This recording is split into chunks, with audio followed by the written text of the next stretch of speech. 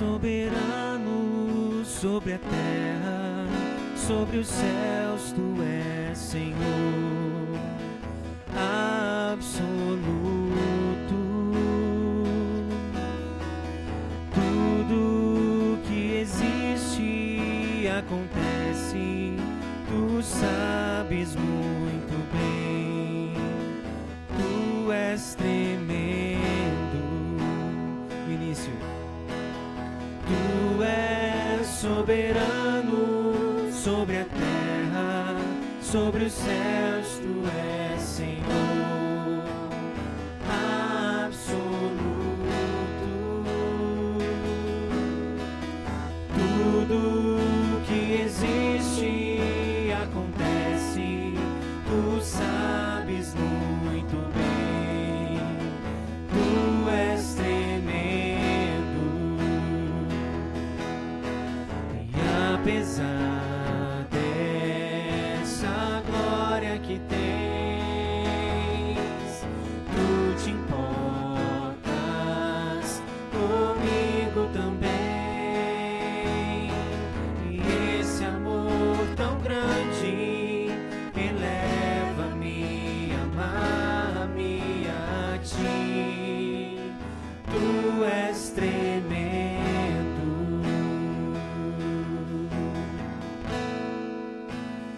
Tu és tremendo.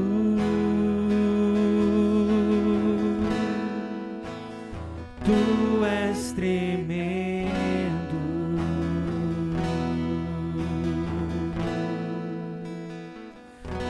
Te adoramos, Deus. Tu és soberano, Pai. O Senhor é digno, Deus, de todo louvor. O Senhor realmente é digno, Deus, de toda honra, toda glória, Pai. Nós te louvamos, Jesus Cristo, porque mesmo o Senhor sendo tão poderoso, o Senhor quis, Pai, se tornar homem, vir aqui na terra, morrer por nós, Pai, para nos salvar. A gente não merecia, Deus, não merecia. A Tua misericórdia veio sobre nós, Pai. A Tua graça veio sobre nós, Deus. Muito obrigado, Jesus, que o Senhor seja exaltado, Pai, seja engrandecido, que o Senhor use a Tua palavra para falar conosco, Deus.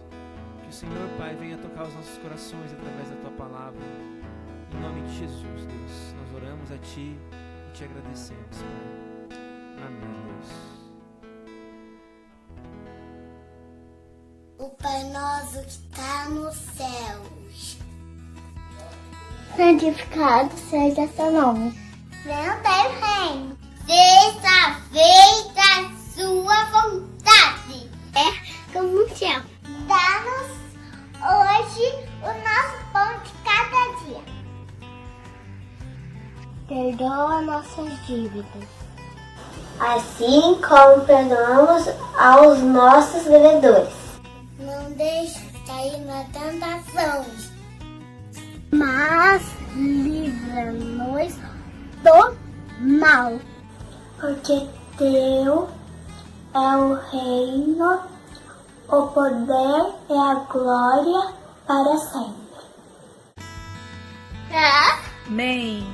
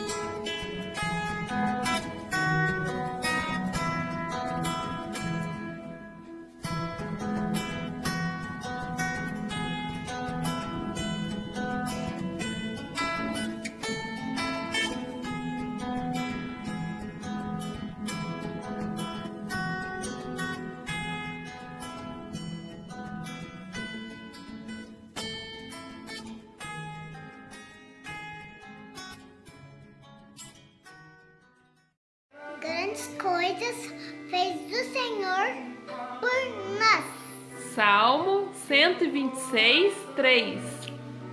Oi, Itajubá! Ô, região! Que bênção! Nós somos a família Redentor, pertencemos à Igreja Redentor e estamos compartilhando esse versículo com vocês, porque tem sido verdade nas nossas vidas. Grandes coisas tem feito o Senhor por nós. Vem pra cá, vem conhecer, ouça uma mensagem de Deus para o seu coração nessa noite e que Jesus possa fazer grandes coisas por você e por sua família. Tem alegria, tem graça, tem amor, tem misericórdia para você e sua família em Jesus. Ele quer fazer grandes coisas por você.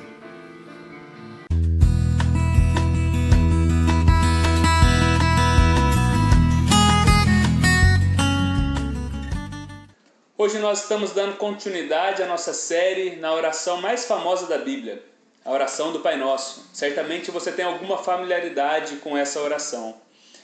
Na semana passada nós começamos a introdução a essa série falando sobre a motivação da oração, o lugar da oração e o propósito da oração. E hoje nós daremos continuidade a essa oração quando Jesus ensina aos seus discípulos como eles deveriam orar. E Jesus começa no capítulo 6 de Mateus, no versículo 9, dizendo assim: quando vocês orarem, vocês orem assim: Pai nosso que estás nos céus. Esse será o trecho da Escritura que nós iremos aprofundar hoje. Pai nosso que estás nos céus. Existe uma lenda das conhecidas mitologias gregas, a lenda grega de Prometeu. Prometeu era um deus entre os vários deuses da mitologia grega.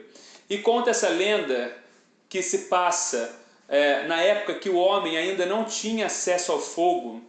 Conta essa lenda que Prometeu, vendo a dificuldade, como a vida do homem era uma vida difícil sem o fogo, uma vida dura, ele decide pegar o fogo dos céus, roubar o fogo dos céus e entregar ao homem para ajudá-lo.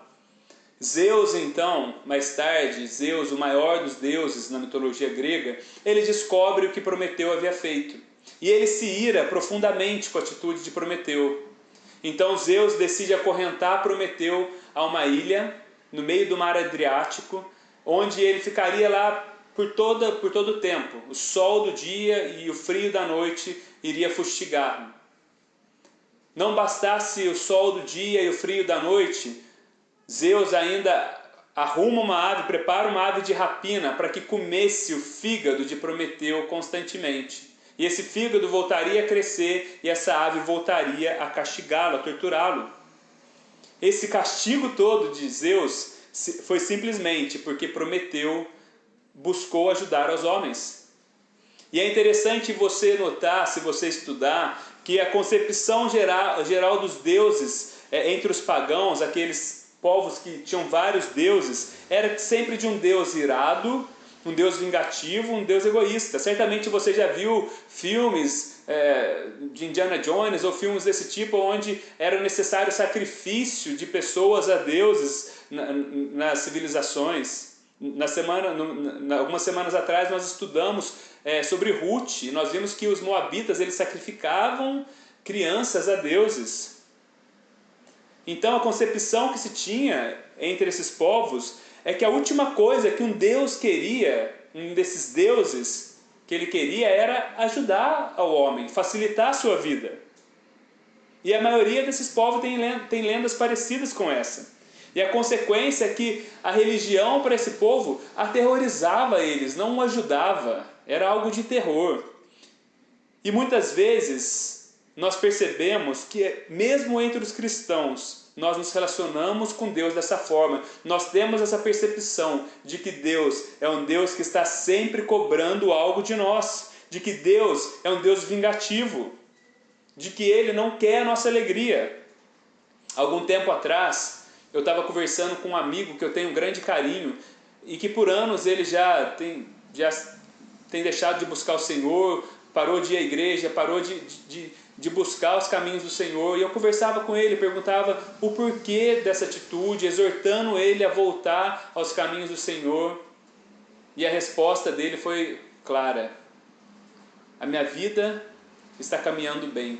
Eu tenho medo de que voltando para o Senhor, Ele atrapalhe a minha vida.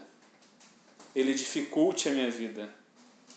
E talvez esse possa ser o sentimento que muitos de nós temos em relação a Deus. Porque quando nós nos relacionamos com Deus através da religião, nós sempre nutrimos o sentimento de que nós poderíamos estar fazendo algo mais, de que se nós fizermos uma coisa a mais, Deus vai estar satisfeito conosco, de que se a gente obedecer um pouco mais, Deus vai estar satisfeito conosco. Nós agimos com Deus em base, eu faço, então eu sou aceito. E não, eu sou aceito, portanto eu faço. E esse sentimento da religião muitas vezes nos leva a viver a vida cristã como numa esteira, parecendo que sempre andando e não saindo do lugar, porque parece que Deus nunca está satisfeito conosco. Mas nós vemos claramente nos evangelhos que Deus está satisfeito conosco por causa do que Jesus fez. Agora eu quero te trazer de volta para esse cenário de lendas, esse cenário do primeiro século, um mundo cheio dessas histórias de deuses. Então Jesus se aproxima dos seus discípulos e começa a ensiná-los a orar. E certamente a primeira palavra que Jesus falou chocou aqueles discípulos. Quando Jesus fala assim, vocês a orarem, orem assim, Pai Nosso. E Jesus usa uma palavra no aramaico que é Abba. Abba era uma palavra que significava em aramaico pai, paizinho. Então certamente naquele momento os discípulos ficam admirados, possivelmente se entreolhando e pensando, não é possível que ele esteja dizendo isso. Nós, judeus, não temos nem permissão para falar o nome de Deus em voz alta. Quando os judeus se referiam a Deus como pai, era de uma forma indireta. Deus é pai de Israel, Abi, mas nunca Abba, essa proximidade com Deus. Nós não ousamos chamar ele de pai, como que nós vamos chamar ele de papai? E é tão certo que essas duas primeiras palavras, essa primeira palavra usada por Jesus chocou aqueles discípulos, que essa oração que carrega esse nome, Pai Nosso, a oração do Pai Nosso. Essa oração poderia ser chamada da oração da provisão, Jesus ora pelo pão nosso de cada dia. Ela poderia ser chamada da oração do perdão, perdoai as nossas falhas, as nossas dívidas, assim como nós perdoamos aos nossos devedores. Poderia ser chamada de oração da proteção, livra-nos do mal. Mas certamente o peso dessa primeira palavra de Jesus foi muito grande para aqueles discípulos. Pai, chamar Deus, o Criador de todas as coisas, o Deus que detém todas as coisas, não somente de pai, mas de papai, certamente causou um grande alvoroço entre aqueles discípulos. Agora, é importante nós fazermos uma advertência em relação a quem Jesus está se dirigindo, para quem Jesus está ensinando essa oração. Essa oração ela é colocada no Sermão do Monte. Jesus está ensinando não à multidão, Jesus está ensinando aos discípulos. É importante salientar que nem todos são filhos de Deus. É muito comum nós ouvirmos nos nossos dias uma ideia, ou uma ideia comum dos nossos dias é que todos são filhos de Deus, todos nós somos irmãos. Existe uma música que toca nas rádios constantemente, que ela diz assim, seja amém, seja axé ou shalom.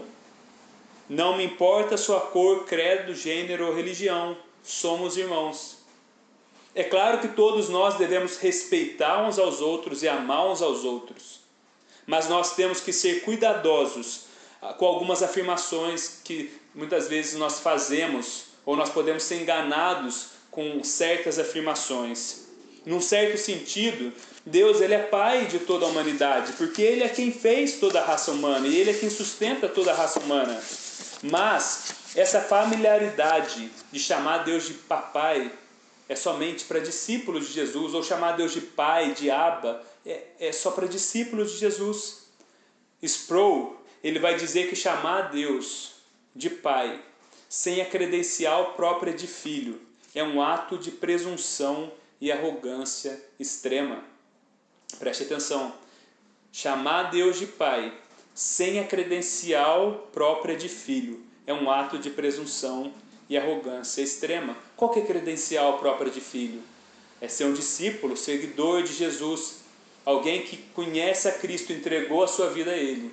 Aí você é colocado na família de Cristo e você se torna filho de Deus. Nós só podemos ser aceitos diante de Deus pela obra e pela justiça de Cristo.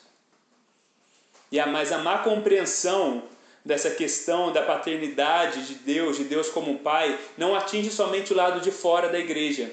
É interessante notar que muitas vezes dentro das nossas igrejas nós percebemos pessoas ou movimentos que supervalorizam a paternidade de Deus, uma paternidade sentimentalista, onde mais ou menos o pensamento é: eu posso viver como eu quero, eu posso fazer tudo o que eu quiser, porque Deus vai me perdoar, sempre vai me perdoar no final, porque, ok, Deus é um papai bonzinho. E muitas vezes a figura que se coloca é quase de um Deus sem nenhum poder, de um velhinho bonzinho assentado no canto da sala.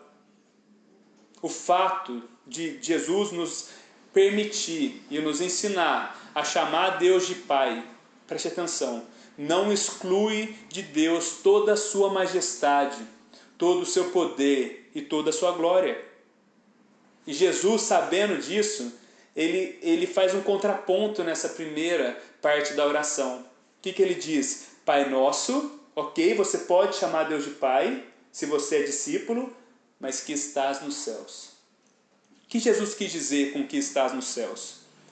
Na época de Jesus, que Jesus ensinou essa oração, havia uma discussão, um debate de qual o local exato da presença de Deus. Eu não sei quantos vão se lembrar da passagem da mulher samaritana, Jesus tendo um diálogo com a mulher samaritana à beira do poço. E num certo momento, aquela mulher pergunta onde que Deus deveria ser adorado, se era no Monte Gerizim, onde os samaritanos acreditavam, ou se era em Jerusalém, onde os judeus acreditavam.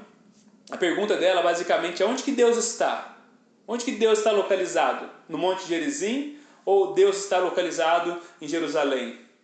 E a resposta de Jesus é que Deus não se encaixa no local. Deus não pode ser colocado em um único local. Deus não está num único monte. Deus é onipresente. Deus está em todos os lugares. Então, quando a Bíblia fala dos céus, que estás no céu, Jesus está querendo falar da transcendência de Deus. De um Deus que não se limita a um instante, a um espaço. De um Deus que está fora do tempo. De um Deus que está fora do mundo. É importante nós mantermos em mente que esse Pai a qual nós oramos é o Deus criador de todas as coisas, que está acima dos limites da existência, que criou a existência. Pensa comigo, quem cria o tempo tem que estar fora do tempo. Deus está no universo, mas Deus não se contém no universo. Deus cuida, esse Deus que nós chamamos de Pai, é o Deus que cuida de todo o universo, de todas as galáxias, que chama as estrelas pelo nome. É muito fácil nós baratear ou sentimentalizar essa ideia da paternidade de Deus. Fazer dela uma desculpa, como nós falamos acima, para que nós venhamos a viver da forma como nós desejamos, sem compromisso.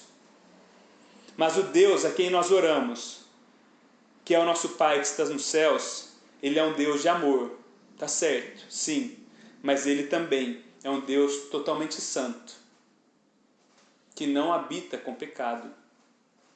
Então é o que Jesus está falando: Pai nosso, que estás nos céus. E uma das coisas extraordinárias de se perceber quando você estuda a Bíblia é que no Evangelho de Marcos, que provavelmente foi o evangelho de onde foram tirados os outros evangelhos, foi o primeiro evangelho a ser narrado na Bíblia, Jesus usa o termo Pai, Jesus chama Deus de Pai somente 7 vezes nesse evangelho. E Jesus faz isso com muito cuidado. Jesus usa Deus de Pai somente no círculo mais íntimo dos seus discípulos. Porque Jesus sabia que a palavra Pai era tão sagrada, chamar Deus de Pai, que Jesus não atrevia a usá-la de qualquer forma. E as pessoas que ouviam precisavam ter maturidade suficiente para entender sobre a paternidade de Deus, mas ao mesmo tempo sobre a santidade de Deus. Tem um teólogo chamado Barclay que ele diz que esse Deus a quem nós chamamos Pai. Ele não é um progenitor bonzinho, abrandado, que fecha, tolerando tudo, os olhos, para não ver as nossas falhas, os nossos enganos. Este Deus, a quem nós chamamos Pai, é o Deus a quem nós devemos nos aproximar com reverência e adoração, com temor e admiração. Deus é o nosso Pai que está nos céus, e nele se combinam o amor e a santidade.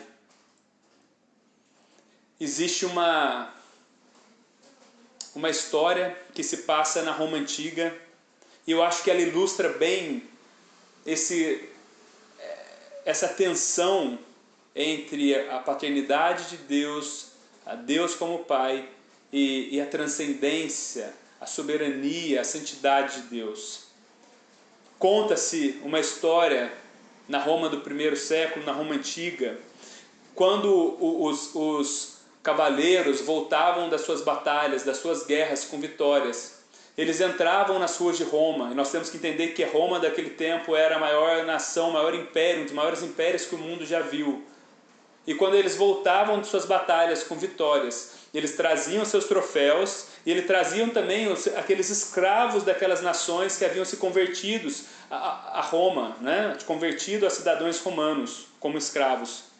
Então, aquela celebração se encontrava normalmente o imperador se encontrava com aquele povo, e o imperador ia à frente daqueles soldados.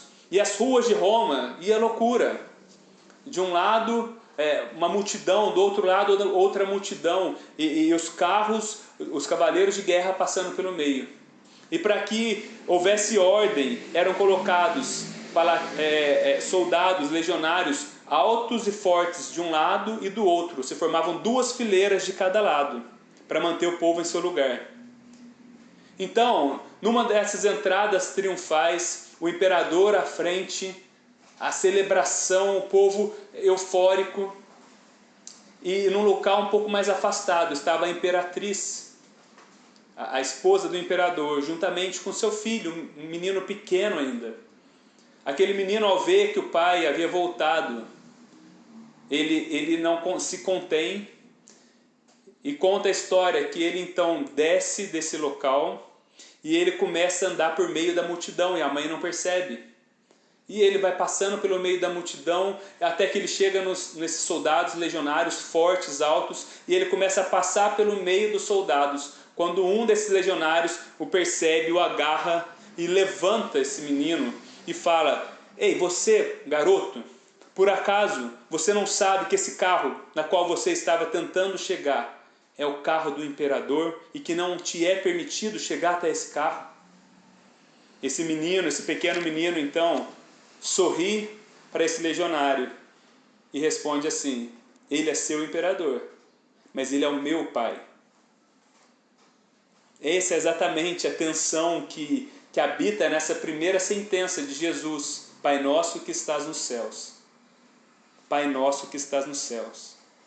O poder, a majestade e a glória de Deus são colocadas à disposição dos seus filhos, que podem chamá-los de Pai, através de Cristo. E Jesus, melhor do que nunca, sabendo de toda a transcendência de Deus e sabendo como o pecado atingiu a humanidade de uma forma muito séria, como o pecado nos colocou tão distante de Deus. Nós estávamos aqui, nós sem Deus estamos no profundo do poço, e Deus habita em santidade. Jesus sabia, Deus sabia, eles sabiam que não era possível esse caminho pelos esforços humanos. Então Jesus vem à terra para fazer um caminho seguro. Jesus, ao viver sua vida perfeita, Jesus, ao ir à cruz, ele propõe a única forma segura onde nós podemos fazer como esse menino, de correr em direção ao Pai. Não existe outra forma que você e eu possamos nos achegar a Deus, a não ser através da cruz de Cristo.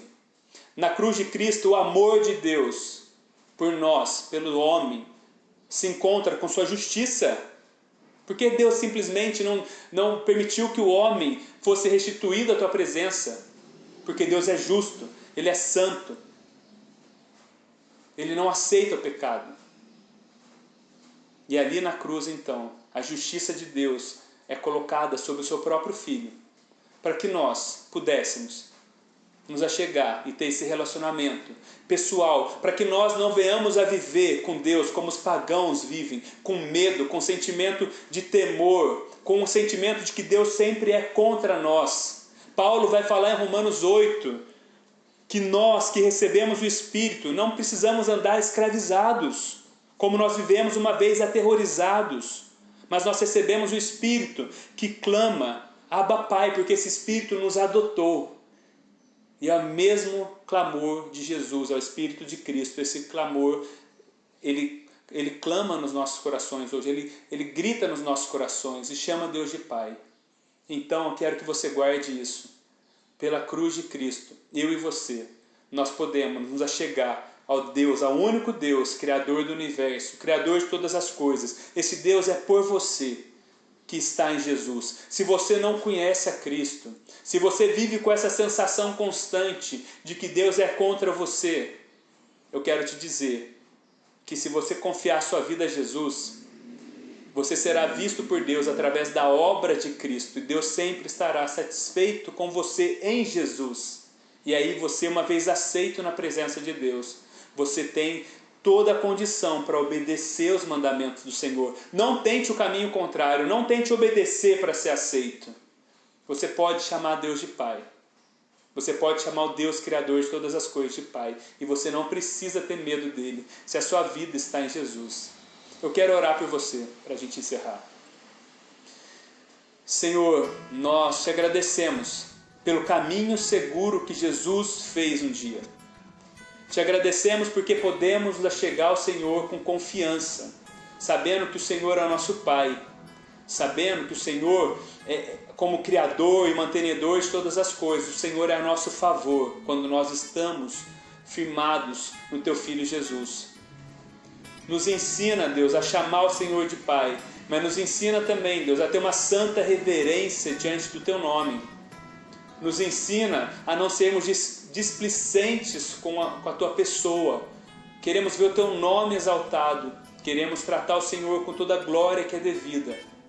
Queremos honrar o nosso Pai, que entregou o próprio Filho por nós, para que nós pudéssemos ter confiança de nos achegar diante do Senhor e orar.